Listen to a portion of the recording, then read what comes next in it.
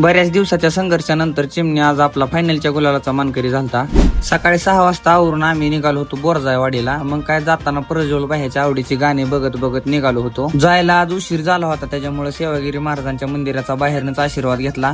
मैदानावर आल्यानंतर चिमण्याला ओके मध्ये तयार करून घेतला। पावत्या निघत होत्या म्हणून सगळे बसलो होतो। नव्यात आपली पावती निघली, मग काय चिमण्याला तयार केला। नाक्यांना आणि शिंगाला वाघायला आपण कलर करायचो, तसा आज चिमण्याला कलर केलता। कसा दिसतोय भावानं कमेंट करून सांगा।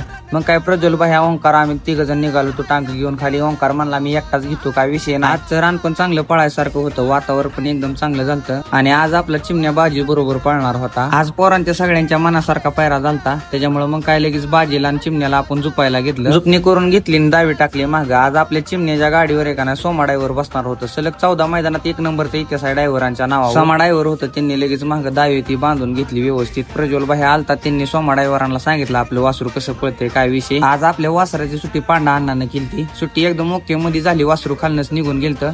वर आपली गाडी सुट्टी गटपात झाली। मग काय बैलांवरती आकडं टाकून घेतलं। याच जागेवर बांधलेली गाडी सोडून घेतली। मग काय तिथनं पुढे आलतो नाश्ता करायला। फौजीच्या हॉटेलवरती आलो, मस्तपैकी पुरवठा घेतलं होतं, मस्तपैकी नाश्ता केला। आणि भावानं वातावरण कसं काय वाटतंय कमेंट करून मला नक्की सांगा। समोर मैदानावरती आलतो, मग काय नाना पाटलानं कणीस घेतलं होतं खायला। मस्तपैकी कणीस खाल्लं, नंतर ना आपल्या सेमीच्या पावती निघलेल्या म्हणून चिमण्याला पाणी करून खाली घेऊन आलो। भरपूर दिवस झालं गुलाल नव्हता चिमण्याला। आज म्हणलं भावा आज आपल्याला गुलाला ठेवावं लागतंय। मग काय वरनं प्रज्वल भाईनं ओंकार सकडे घेऊन खाली आली। ती खाली आली की लगेच मी झुपणी करून घेतली। आज चिमण्याला झुपायची जबाबदारी आपल्याकडे होती। मग काय ड्रायव्हर आलता, त्यांनी नतन ही टाकून घेतली ओके मध्ये। सीमेला चिमण्याच्या बाजीच्या गाडीवर परत आपलं सोमा ड्रायव्हर बसलो होतं तरडपचं। खालनं सुट्टी व्यवस्थित झाली, डाव्या खांदी चिमण्या पळालाय आपला। आपली गाडी एकदम चांगली पळाली, सुट्टी पण व्यवस्थित झाली। खालनच वासरून बैल निघून गेलं होतं। आपल्या गाडीला पण एकदम चांगली गती लागली होती, गाडी आपली चांगली पळाली। गाडी आपली फायनल साठी राहिली होती, त्याच्यामुळे लगेच बैलावरती नंबर 3 टाकून घेतलं। अंधार पडायच्या ते फायनल घ्यायचा होता, त्याच्यामुळे फायनलला लगेच माघार निघालो। ओंकारने काय पळवतं टांगा आणलं।